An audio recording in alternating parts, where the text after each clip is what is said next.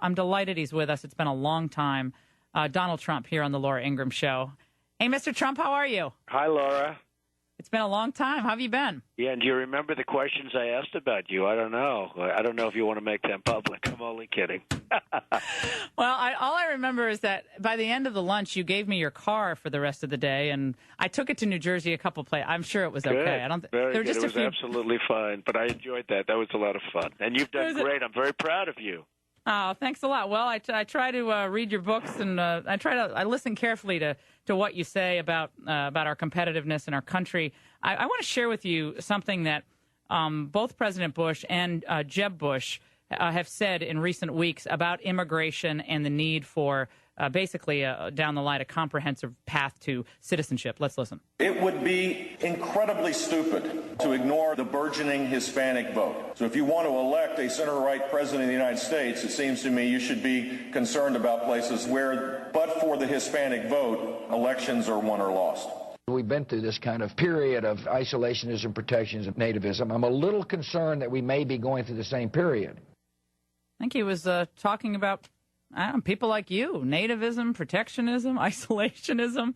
What do you think about those comments? I'm a very conservative person. You know, people don't know me from the standpoint of politics, and I guess they're getting to know me. You've seen my stance on China, and thank you very much, because I heard on Bill's program, and I love that program, and I love Bill. He's great. But I heard on Bill O'Reilly's program recently, you were sort of saying, I don't always agree with Donald Trump, but boy, do I love what he says about China and others. And so I'm a very conservative guy, and I believe that you're either a person that is a citizen of the United States or you're not. And you either have borders or you don't have borders. Now, that doesn't mean you can't make it possible for somebody that's really good to become a citizen.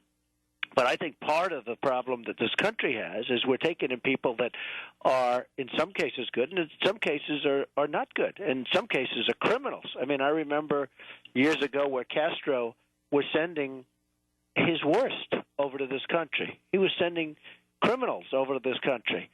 And we've had that with other countries where they use us as a dumping ground. And frankly, that's just the kind of thinking, the fact that we allow that to happen is what's, really hurting this country very badly. And then, you have so many different other elements taking place. And you have OPEC, and you know very well how I feel on OPEC. And it's amazing that other people don't pick it up. It's just amazing. And the only reason I can think of is that OPEC is very rich, and they have every lobbyist in Washington telling their local politician to keep your mouth shut. But Donald, but you heard what Bush said. I mean, we have the former president of the United States basically calling, in a way, this is implied, the Tea Party movement, the independents who turned out to vote, who believe in the rule of law, nativists. Well, it's a very interesting statement. And, I think it's great when people come into the country, become a citizen of the country, and do a great job.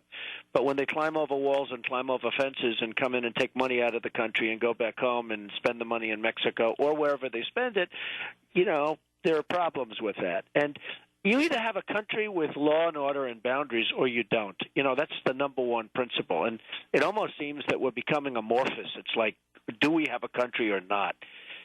So that's the way I feel about it. And I just, there's so many things going on. When we talk about jobs and China's making everything, China's making everything. I mean, I order products for buildings. I build beautiful, big, very nice, very successful buildings.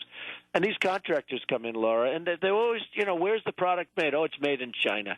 I said, does anybody, make products in this country anymore? And I buy a lot of stuff from China, and I hate doing it. And by the way, the quality of an American product is better. But their manipulation, Laura, their manipulation of the currency makes it very, very hard, if not impossible, for American companies to compete. Wait till you see what happens to Boeing. They come in and they give this beautiful little order, $40 billion. It sounds like a lot, but it's peanuts compared to what they're cheating us out of as a country. But they did that for a PR. It's a PR order. But they're building their own company now to make airplanes. And they're going to kill Boeing. I mean, they're going to, and by the way, and the Euro is not exactly going to be thrilled. The European consortium that makes Airbus is not going to be thrilled. What would you do to put up? What would you do to respond to what is now very well documented market manipulation efforts, unfair subsidies to companies in China, stealing our intellectual property, all the things that you've talked about? What would you, if you were president, do today to respond to those and perhaps dial them back? I would announce without equivocation a 25% tax increase on anything purchased from China. They would come to the table. They would be, and by the way, don't worry about the fact that we owe them $1 trillion because that's peanuts compared to what this would represent. That would be paid back very quickly and very easily. They would come to the table and make a deal with us so fast because if you did that, then the market manipulation no longer matters because the 25% would take care of the market manipulation, the extra cost. But more importantly, people would start making toys in North Carolina. They'd make things in Alabama. They'd make things in, by the way, in Massachusetts and New England. We have all those closed factories that have all gone to other places. I remember. Fall like River. Mexico with NAFTA. Mm-hmm. You know, they've all gone to other places. So tariffs. You would basically put tariffs on Chinese goods. Oh, I would absolutely. Because I'm a free trader. I believe in free trade, but I don't. Yeah, we're losing the trade war now. Yeah, there's a trade war. Everyone used to always say to me, well, Laura, you would spark a trade war. And I would say, well, guess what? We're in a trade war, and we're losing badly. China Period. made, let's use the word profit because it's easier to understand. China made last year a profit of $250 billion on this country. $250 billion. Guess what? If we don't do business with China, that means we're going to pick up $250 billion. Okay, it's very simple.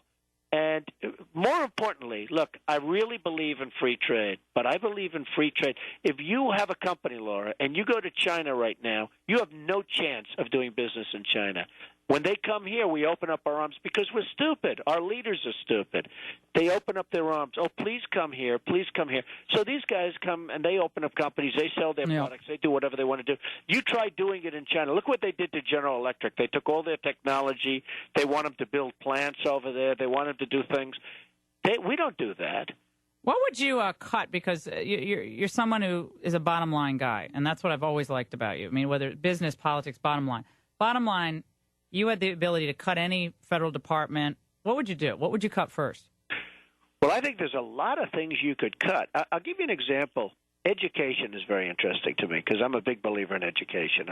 I was a good student. I went to the Wharton School of Finance and all that stuff, right?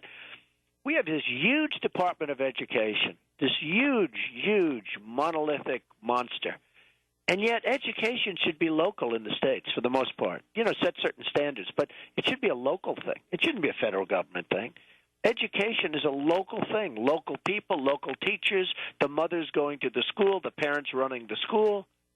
I mean, you look at that, and then you go into Washington, and you go blocks and blocks. We have nothing else but department. I'm trying to figure out what do all these people do.